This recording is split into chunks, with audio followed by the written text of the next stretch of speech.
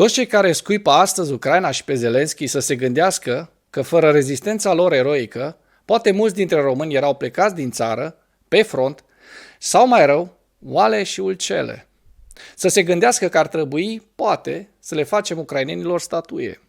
De ce? Păi, dacă Ucraina s-ar fi predat Rusiei, iar Putin, în loc să-și rupă dinții în Ucraina, ar fi prins puteri, ar fi căpătat forțe noi, în ce direcție s-ar fi îndreptat oare aceste forțe? Ar fi fost cu siguranță o Rusie pe steroizi care ne-ar fi pus mari probleme. Câți putinei s-au gândit vreodată că muscalul ar fi putut ajunge și la noi cu crimele, violurile, cu jaful sau cu războiul?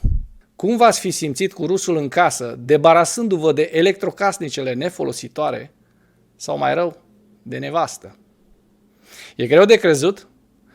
Bunicii, părinții voștri, nu v-au povestit ce au făcut rușii când au intrat la noi în țară?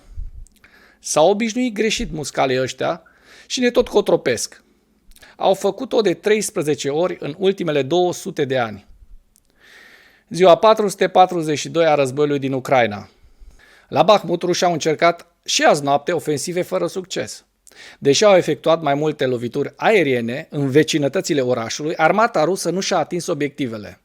Asta înseamnă că nu prea mai au arme de înaltă precizie. Potrivit statului major al forțelor armate ale Ucrainei, Rusia continuă să înregistreze pierderi masive, pierderi grele, pe care nu o să-și permită să le acopere prea curând.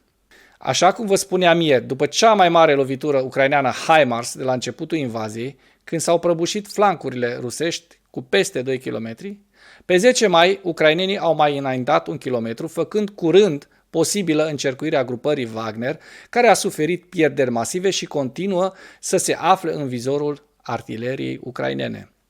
Surse ucrainene au susținut pe 9 mai că forțele ucrainene au distrus companiile a 6-a și a 8-a ale brigăzii 72 de pușcași motorizați ai Corpului 3 de armată de lângă Bahmut și au avansat 2,6 km de-a lungul întregii linii de front de 3 km în zonă.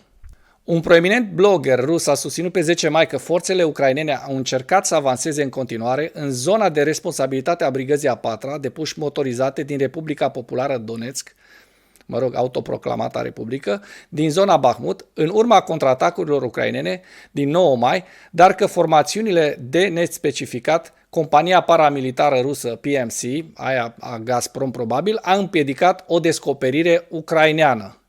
Angajamentul aparent al comandamentului militar rus al elementelor unei formațiuni care a suferit 2 înfrângeri succesive în fața axei Bahmutului, alături de elementele Wagner deja uzate, oferă probabil forțe ucrainenilor și oportunități de exploatare a contraatacurilor lor. Un blogger rus, care citează un comandant Wagner activ în zona Bahmut, a mai raportat că presupusa retragere a brigăzii 72 a fost rezultatul unei comunicări greșite între comanda brigăzii 72 și grupul Wagner. Problemele legate de angajamentul ad hoc al diferitelor grupări de forțe, epuizate față de axa Bahmut, alături de eșecurile aparente de comandă și control, împiedică forțele ruse din zonă să desfășoare operațiuni defensive solide. Potrivit Institutului pentru Studiul Războiului, forțele ruse au încercat operațiuni ofensive limitate de-a lungul frontului Avdiivka-Donetsk pe 10 mai.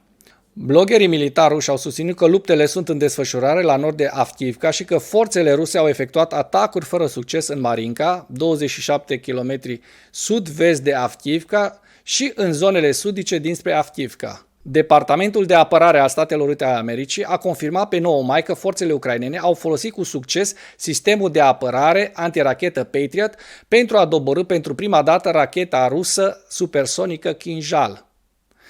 Administrația Biden a anunțat de asemenea un nou pachet de ajutor militar de 1,2 miliarde de dolari pentru Ucraina pe 9 mai. Pachetul include sisteme suplimentare de apărare aeriană, proiectile de artilerie de 155 de mm și echipamente pentru a integra sistemele de apărare aeriană ucraineană cu echipamentele furnizate de Occident.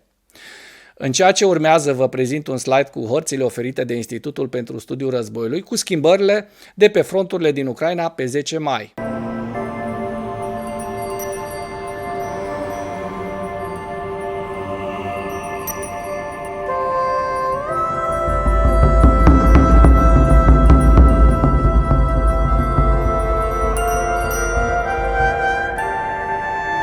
Pentru mai multe informații, accesați linkurile din comentarii. Mulțumesc pentru vizionare. Dacă vrei să susții acest canal, abonează-te la Animatura.